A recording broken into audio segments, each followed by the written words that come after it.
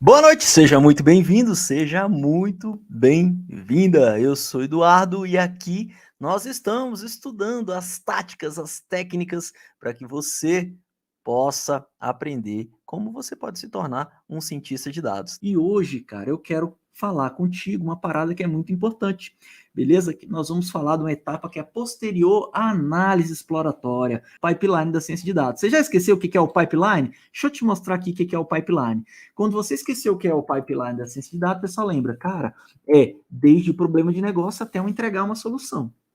Tudo bem? A solução de ciência de dados. E eu sei que ela tem 6 grandes passos lá que são importantes para eu ter certeza que a minha aplicação vai ser uma aplicação, ó, filé e que realmente vai gerar valor para a empresa no qual eu estiver participando, tá bom? Então, o fato é o seguinte, o pipeline é o problemão de negócio, você vai entrar em contato com um problema de negócio muito atual. Análise exploratória, pré-processamento de dado. Por que pré? Porque ele é exatamente antes de você fazer a cirurgia cardíaca aqui do... Cirurgia cardíaca não, né? Ou pense em qualquer outra coisa aí, com o coração da aplicação da ciência de dados, vai. A gente vai ali, antes de construir máquinas preditivas, a gente precisa processar os dados. E é sobre isso que a gente vai falar hoje. Nós vamos falar aqui do processamento. Sabe por quê, cientista de dados? Eu vou te explicar. Na análise exploratória, a gente viu o seguinte: a gente entendeu que existem algumas perguntas que deixam a gente mais próximo de extrair aquela variável que vai ajudar a gente na nossa predição. Não sei se você está lembrado. Olha só, se você fizer uma boa pergunta para um médico, há grandes chances são de que você compreenda que, dependendo da variável que você colocar na máquina preditiva, você pode ter um resultado melhor. Melhor em que sentido, Eduardo? Melhor no sentido de você ter uma previsão um pouco mais assertiva do seu problema de negócio que você estiver resolvendo. Então, fazer perguntas é uma coisa muito interessante e é muito importante também. Ah, entender o dicionário de dados? Por que isso é importante mesmo, cientista? Porque se você não entende de onde vêm os dados, se você não entende a sua originação, se você não compreende exatamente como que ele é formado, cara, você vai estar ali utilizando um produto, um insumo na sua aplicação que você nem sabe qual é a origem desse insumo. Né? Qual vai ser o resultado? O resultado vai ser assim meio, eu não vou dizer nem duvidoso, mas ele vai ser meio que incompleto, saca? Então você tem que compreender muito bem de onde está vindo esse dado, porque isso é muito importante na sua análise, tá bom? Entender o significado das variáveis é muito importante, os tipos dos campos, compreender um pouco da estatística, tudo isso a gente foi vendo lá naquele exemplo de análise exploratória, né? Como analisar os dados utilizando gráfico, e aí existem várias formas de ver esses dados, né? De ver como esses dados estão distribuídos, né? Você pode fazer uma análise olhando só a variável, fazendo a correlação, olhando a dispersão entre duas variáveis, pode fazer uma análise multivariada, onde você vê ali, inclusive, a correlação de uma variável com outras demais variáveis que você está ali utilizando para construir a máquina preditiva. Enfim, você vai ver muita coisa na análise exploratória, mas você vai precisar, com grande certeza, de que você vai precisar fazer pré-processamento, você vai precisar fazer o processamento de dados. E esse é um grande atalho, é um grande trunfo na mão do cientista de dados. Saber essa parada, cara, saber processar dados, ou seja, ter um pouco do contexto do que são os dados, a transformar esses dados, isso é uma parada que muitas vezes vem assim, cara, talvez eu vou precisar então ser um profissional de TI para fazer esse processamento de dados, Eduardo. Por quê? Porque, cara, eu vou ter que estar ali na raiz da programação, eu vou ter que compreender exatamente o que eu faço para criar um campo, eu vou ter que saber o que eu faço para... Sim, mas existem formas otimizadas de se fazer esse pedaço do trabalho sem precisar ser um profissional de TI que vai ser o cara que programa o Python, né, que vai ser o cara que sabe tudo ali de uma linguagem de programação completa. Você não vai precisar nada disso. Até mesmo porque, e eu não falo isso só da boca para fora, eu falo isso porque eu não sou da área de tecnologia, mas eu consegui trabalhar com essa parada. Então, se você precisa só de um para quebrar uma regra, cara, eu já sou essa pessoa, tranquilo? Você já sabe, eu sou um mero economista. Mas eu não falo só de mim, cientista de dados, eu falo também dos meus alunos.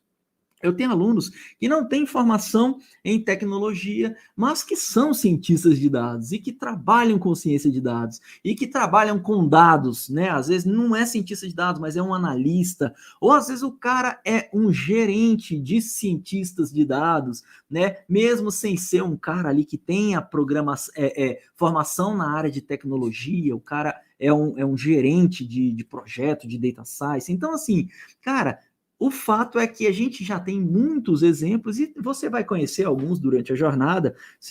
Eu tenho certeza que você vai lembrar disso que eu estou falando agora, que isso não é uma necessidade, tá bom? A gente vai ver, o bom é quando a gente mata a cobra e mostra o pau, né? Aqui eu não tenho tempo de fazer tudo isso, mas na jornada você vai ver, porque vai estar tudo mais completinho, você vai ter a experiência um pouco mais aprofundada. Tranquilo? Então, cara, não pense que você vai precisar ser o cara formado em tecnologia para trabalhar com essa parada, não. Muito pelo contrário, o que a gente encontra. E assim, aí deixa eu te contar a história, né? O que rolava no dia a dia no campo de batalha. Às vezes eu estava lá num projeto e a gente, na minha equipe lá, a gente precisava fazer um processo seletivo para trazer alguém para trabalhar com a gente. E aí, uma das coisas que a gente faz é claro, a gente olha o currículo porque a gente quer saber ali de um contexto geral. Mas na hora do vamos ver, cientista de dados, deixa eu contar um segredinho para você. Na hora que a gente está ali no vamos ver, bater o martelo para chamar o cara para trabalhar com a gente, né, para fazer aquele convite, cara, chega aí, chega junto, que a gente precisa de você. A gente não olhava exatamente, praticamente nada do currículo acadêmico. Por que, Eduardo? Porque quando a gente está ali no campo de batalha, o que a gente quer é alguém que vai ajudar a gente a resolver essa parada. A gente quer alguém que tenha mão na massa, que tenha prática e que consiga se desenvolver, né? Consegue ter aquelas skills, soft skills, né? Que a gente falou lá no início da nossa jornada, da nossa semana de aquecimento, que o cara vai ser autodidata, que o cara vai ajudar a gente ali contribuindo independente da formação dele, porque ele mostrou que ele trabalha bem com o Python. Então, isso era o mais importante. Na hora, eu só queria que o cara ajudasse a gente, e uma forma de descobrir se o cara ia ajudar a gente era bater um papo e compreender quais eram as suas skills, suas habilidades. Então, independente se o cara, eu vou te dar um exemplo, eu estou lá, eu tenho um projeto, todo desenvolvido em SAS, independente se o cara é ultra PhD em Python, em R, cara, na hora o projeto eu preciso de alguém para me ajudar e ele foi desenvolvido em SAS. Você acha que eu vou olhar para outras coisas? Ah, o cara é formado em História, mas pô, o cara me mostrou um projetão em SAS aqui que eu consigo implementar e resolver um problema que eu tô aqui agora. Eu não vou chamar o cara para trabalhar. Você compreende como no dia a dia, na velocidade da inovação, a gente não tem tanto essa necessidade de ser profissional de TI. Tudo bem, cientista de dados? Se for, ótimo. Se não for, isso não vai te excluir do mercado, beleza? Ótimo. Por que você está falando isso, Eduardo? Porque essa é uma habilidade importante. A habilidade de processar dados, né? E o nome processamento de dados em si já traz essa carga tecnológica, digamos assim, né? De, pô, o que é o processamento de dados, né? Na época que eu fazia ensino médio, eu lembro que a gente tinha até a opção de fazer um técnico, né? De ou fazer o normal ou ir para alguma coisa assim do tipo, né? E eu lembro que tinha processamento de dados, e eu lembro que na época eu nem passou pela minha cabeça fazer isso, né? Ainda bem, porque eu acho que é um estudo um pouco diferente ali do que eu precisava no momento, né? Mas enfim, eu lembrei dessa parada agora. E aí, a parada é o seguinte, cientista de dados, o que é processar dados e por que a gente precisa fazer essa parada? O fato é o seguinte, você vai no dia a dia lidar com alguns problemas nos dados. Cara, você vai ter valor faltante, né? Você vai ter sujeira nos dados. Que tipo de sujeira, Eduardo? Às vezes um campo ele foi construído para receber números, mas quando você olha o tipo do campo, o campo está como string, como object, e aí você vai precisar fazer transformações. Isso acontece muito. Aconteceu com vocês aqui, ó. Um colega de vocês aqui um entre vocês que estão aqui participando me mandou uma mensagem falando exatamente isso, que tinha passado por esse negócio e em que momento você lidar com esse, você lida com esse problema? É exatamente aqui, no processamento de dados, é onde você vai corrigir os dados, onde é número vai ser número, se tem emoji sujeira, você vai limpar exatamente nesse momento. Ah, tem valor faltante, Eduardo. Por que é importante eu tratar um valor faltante?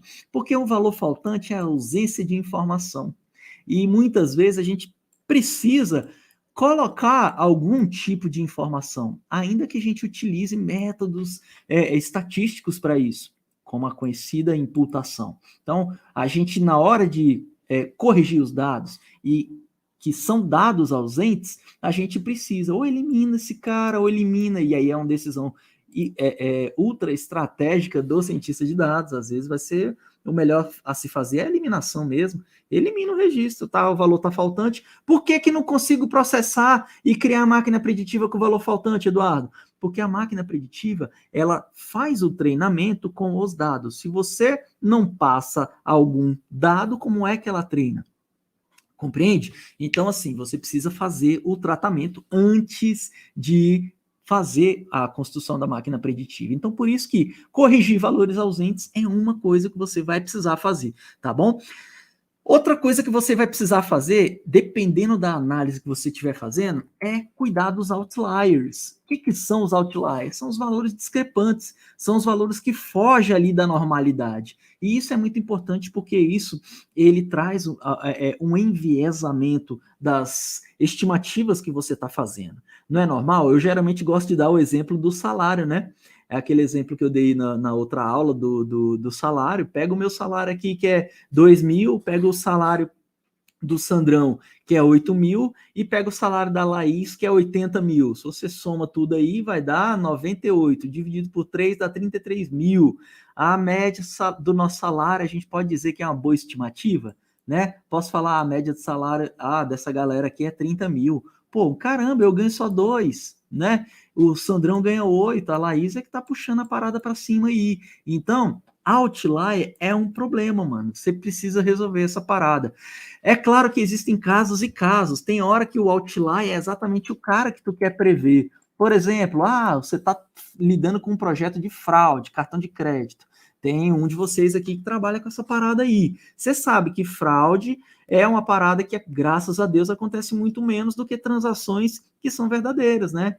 E, cara, pensa aí, o tanto de transação que tem em cartão de crédito, que às vezes só uma pessoa faz durante o dia, né? Agora imagina essa quantidade de centenas de milhares de pessoas fazendo isso durante o dia. Dá muitos registros. Quantos desses são fraudes? A grande minoria. E aí, cara, o que acontece? Às vezes a minoria que você quer achar, e a minoria vai ser o discrepante. Então tem que tomar muito cuidado com esse cara aqui, porque ora ele é uma coisa que atrapalha, ora ele é a coisa que você quer achar, tá bom? Então isso é uma parte do processamento de dados que você vai fazer. Você vai precisar compreender técnicas para fazer a identificação desses outliers, beleza? Cara, outra coisa bem interessante é a criação de variáveis. A gente está o tempo inteiro criando variáveis que não são tão intuitivas para a gente ou não são tão intuitivas na hora que a gente inicia o nosso processo. Vou te dar um exemplo bem bobo, mas que para você compreender. Olha só. Existem, imagina aí que você tenha variáveis como esse do cartão, tá bom? Aí esse do cartão você sabe que tem, pô, só eu fiz 10 transações com cartão hoje. Eu fui na padaria, depois eu fui ali, eu comprei não sei o quê, 10 transações, beleza? Aí, cara, o fato é o seguinte, eu tô precisando fazer uma estimativa que ela vai envolver valores mensais, beleza? Só que todos os registros que eu tenho, eles são ali no nível de, cara, várias vezes no dia. Então, eu vou precisar fazer ali, talvez, algum tipo de trabalho na minha variável que tem ali, por exemplo, a descrição da transação, para que eu possa me adequar ao que eu estou querendo utilizar na previsão, né? Que no caso aqui vai ser mensal, né? Então, o cientista de dados, ele lida com essa parada o tempo inteiro. Por quê? Porque ele precisa ter esse tipo de conhecimento, de fazer transformações nas variáveis, né? E é claro, tudo isso a gente faz utilizando pacotes do Python. O próprio Python nos ajuda a construir toda essa parada aqui. Então já existem várias funções que vai ajudar a gente a fazer essa parada, tá bom? Então, criar variável é muitas vezes você concatenar, fazer algumas sumarizações, junção de dados, isso aqui também acontece muito. Às vezes você vê que, por exemplo, tem duas variáveis que elas sozinhas, elas não explicam tanto quanto se você juntá-las. Existem casos nos quais a gente faz essa junção de variável e que a soma dessas variáveis não é 1 mais 1 igual a 2, é 1 mais 1 igual a 4. Por quê? Porque elas juntas falam muito mais do que elas separadas. Então, são sacadas que o cientista de dados vai adquirindo ao longo do tempo em treinar essa parte de processamento de dados, que é uma parte muito importante. Como você viu aqui no início, é uma parte que, cara, ela demora pelo menos aí, ó, de 80% a 90% do nosso trabalho.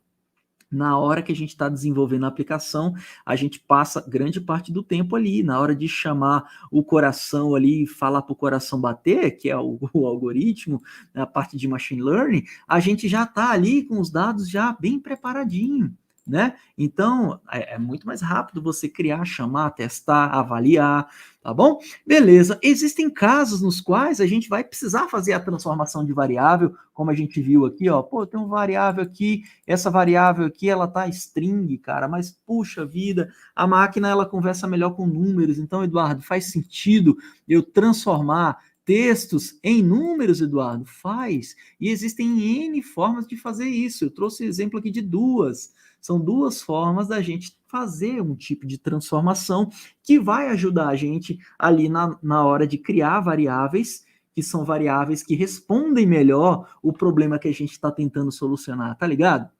Então, essa é mais uma etapa importante e que faz parte do processamento de dados e que o cientista de dados, para ser cientista de dados tora, vai precisar saber dessa parada também, mas é claro, existe um pipeline para você aprender essa parada também. Uma outra coisa que você vai precisar fazer na jornada também, ó, já estou dando outro spoiler aqui. Na jornada, você vai precisar fazer um trabalho de padronização dos dados, porque você vai ver que existem variáveis que eu vou dar até um exemplo bem esdrúxulo aqui para você entender o tanto que é importante você escalonar os dados, né? Então imagina que você está fazendo um trabalho e uma das variáveis, eu até dei esse exemplo ontem, né? Você vai lembrar, ó, eu tenho um carro e esse carro, o carro ele tem o velocímetro americano, então ele está a milhas por hora, né? Aí eu tenho o outro carro aqui, o carro nacional, está quilômetros por hora. Cara, às vezes a escala fica muito diferente, você não consegue saber se um está mais rápido que o outro, porque você não compreende muito bem as escalas. Eu estou acostumado com quilômetro por hora aqui, cara. E aí, como é que eu vou saber? Então, existe uma forma, é claro que isso aqui é didaticamente falando, tá? Um exemplo bem didático, mas a forma de eu escalonar essa parada, a forma de eu ter uma noção de que essas duas elas são ali parecidas a escalonar. Então eu pego elas, aplico um processo de padronização, normalização, dependendo do caso, binarização, e aí eu consigo comparar essas duas variáveis aqui de forma um pouco mais clara. Tranquilo? Isso faz parte do pré-processamento, Eduardo? Também faz parte. Assim como a escolha das variáveis. Muitas vezes você vai começar o trabalho em cientista de dados, e aí você vai ter 100, 200 variáveis para você fazer o seu trabalho e construir a máquina preditiva. Só que você vai ficar com todas? Cara, às vezes sim, às vezes não, mas, cara, tem umas que elas vão piorando ao longo do tempo, até morrer, você vai ficar com duas depois, porque você vai ver que só duas ali são, não, cara, então tudo depende do problema que você está resolvendo, mas uma coisa que é certo, você vai fazer escolhas, tá bom? E escolhas que muitas vezes elas são muito importantes, envolve decisões ali que são grandiosas. Cara, você colocar uma variável que vai te ajudar a prever o que você está querendo prever é fator determinante do sucesso da sua aplicação. Dependendo ali de como você coleta essa variável ou de como ela é produzida, você pode estar ali ou condenando o seu projeto ou levando ele para outro nível. Por quê? Porque ela é que ajuda o algoritmo a fazer a predição. Então, seleção de variáveis é uma parada importantíssima também e que você vai aprender a fazer essa parada e faz parte do processamento de dados também, tá bom? Uma outra coisa que é muito comum, cientista, vem comigo, olha só. Eu não sei se você lembra, mas na hora que a gente estava falando de machine learning, a gente falou muito sobre uma parada chamada a amostragem. E a amostragem é o seguinte: é uma forma de você separar um pedaço dos dados para você treinar a sua máquina e o outro pedaço para você avaliar a sua máquina. Beleza? Então, colocando aqui de forma bem simplória, é mais ou menos isso aqui. Só que existem formas e formas de fazer isso. Você pode fazer uma amostragem simples, ou você pode fazer uma amostragem um pouco mais complexa, utilizando técnicas de validação cruzada. E por que você está falando isso, Eduardo? Qual a importância dessa parada se eu preciso fazer a amostragem e eu posso partir por um lado, eu posso partir por outro?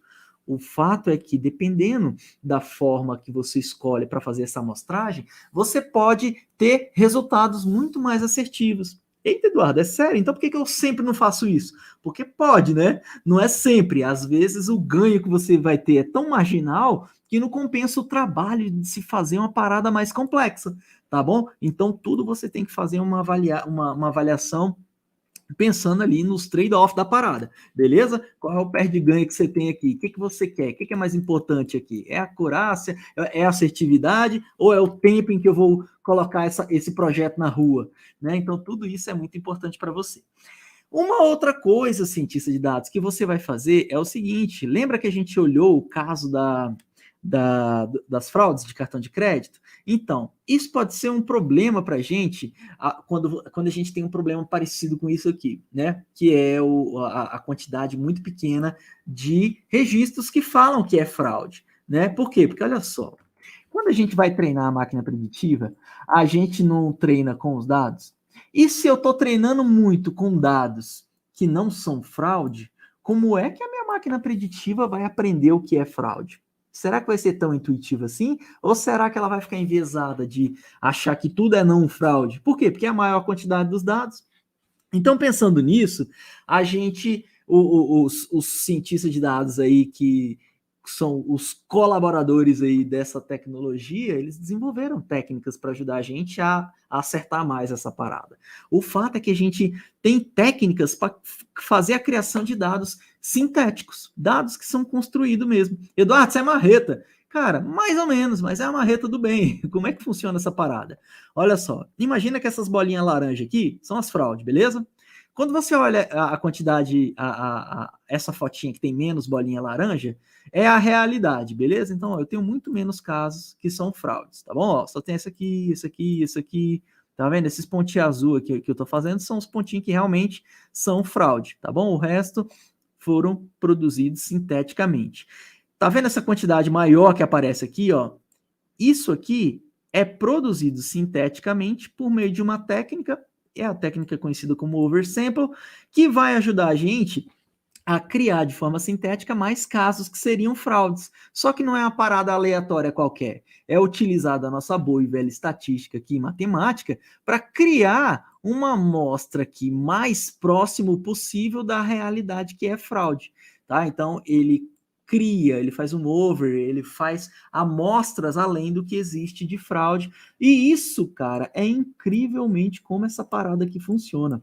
Inclusive, a gente tem um Yoda aqui na comunidade CDP que participou de uma competição e a grande sacada que ele teve na hora de ficar ali quase em primeiro, quase que ele ficou em primeiro, foi utilizar uma parada como essa aqui, um Smote. Ele utilizou essa parada e ajudou ele bastante a produzir o resultado muito bacana, que foi ele ficar em segundo na competição e levou ainda uma grana no bolso. Não foi lá essas coisas que nem ele falou, mas cara, só de você ter a experiência de estar entre os primeiros do mundo, já deixa a gente, né, lá em cima, cara. E a gente olha para trás e vê como que a brincadeira começou, né? A brincadeira começou com o CDP, né? Falei para ele, cara, você precisa botar a cara no mundo, você precisa acreditar nessa parada que vai dar certo. E aí, o que acontece? Eu fiz o meu 50%, ele fez o 50% dele, deu um match, o bicho acertou a parada e hoje ele tá aí cada vez mais alçando voos mais altos. E eu quero isso para você também, cientista. Vambora, bora para frente. O que eu deixei para você aqui agora? Tudo que a gente fez aqui foi um mero overview que eu tentei aqui resumir um pedaço gigantesco que existe dentro do treinamento. Aqui, para você não ficar tão carente de ter um pouco mais de detalhe de como você faz essa parada, eu preparei um mini treinamento para você com pré-processamento de dados, tá bom? Então eu peguei um filezão aqui das aulas do CDP para você aprender essa parada. Tá divididinho aqui, ó, em cada uma dos 8 tipos de atividades que são feitas em pré-processamento para você maratonar essa parada aí e aprender ao máximo a quantidade de aulas que você puder. Porque eu separei esse mini treinamento aqui, cara, para você evoluir profissionalmente. E o que você vai aprender nesse mini treinamento? É simples. Lembra que a gente falou de valores missing? Aqui eu trouxe para você uma forma de você resolver problemas com valores missing. Lembra de tratamento de outliers? Também, cara, eu trouxe um caso aqui onde a gente faz um tratamento de outliers para você ver na prática como é que funciona. O que mais? Criação de variáveis. Também trouxe um caso aqui para você aprender a criação de variáveis. Nossa, Eduardo, é aquele trem lá com o nome bem estranhão lá, One Hot Encode, Label Encode. Tá aqui, cara, mais um exemplo para você aprender o que é essa parada. Eduardo, escalonar os dados. Eduardo, fazer seleção de variáveis. Eduardo, pelo amor de Deus, eu quero aprender a fazer amostragem de dados. Eu quero aprender a fazer balanceamento com esse tal de Smolt aí, que faz amostra sintética, Eduardo. Então, cientista, acabo de dar para você um grande presente, um grande lindo presente para você aprender cada uma dessas atividades aqui de forma muito mais otimizada no seu tempo, para você aprender uma das etapas que é grande pilar daqueles cientistas de dados, que são os caras aí que ganham acima de 6 pau por mês, inclusive acima de 6 pau nada, cara. Se você for olhar a média, ó, deixa eu mostrar aqui para você, ó. Eu vou pegar o Glassdoor, que é o site oficial aqui de busca de vagas, beleza? O Glassdoor, se você não conhece, deixa eu colocar aqui no link aqui para você. Vou colocar aqui no chat. O Glassdoor, ele compila várias ofertas de vaga de trabalho, beleza? Eu vou buscar aqui por salário, beleza? Descobrir salários. Beleza? Ó, tá aqui, ó, buscar salários e compensações. Eu vou jogar aqui cientista, já tá até aqui, ó, Data Science, cientista de dados. Vou jogar aqui cientista de dados. Dá uma olhada na média salarial dessa galera que tá aqui. E não é uma média qualquer, galera. Isso aqui é um dos maiores sites de emprego aqui do nosso Brasilzão aqui da área de tecnologia. Olha só que interessante. Salário médio é 9 pau do cientista de dados. Olha que interessante. 712 salários foram computados aqui, cara. Beleza? É uma amostra muito boa e muito significativa, tá bom? E, cara, isso aqui é lógico, é uma amostra, é uma remuneração média da galera que tá aqui. Por isso que eu falo, cara, para você acima de 6K é uma parada mais plausível, entendeu? Inclusive, eu tenho alunos que ganham muito mais que isso aqui e você vai conhecê-los durante a maratona também, tá bom? Então, olha que interessante, tem Itaú, tá bom? Aqui, ó, a média de salário do Itaú aqui, que ele tá oferecendo 7.600, Semantics, IBM, ó o Albert Einstein aqui, Albert Einstein muito doido, 12 pau. Então, assim, Bradescão também na média, Ambev um pouco mais alta, a TOTS paga bem, cara. Magazine Luiza também, Vivo, Nu, cara, Guia Bolso, cara, tem muita coisa. Ernest Young sacaneou, né? Quebrou a média, né, Ernest Young?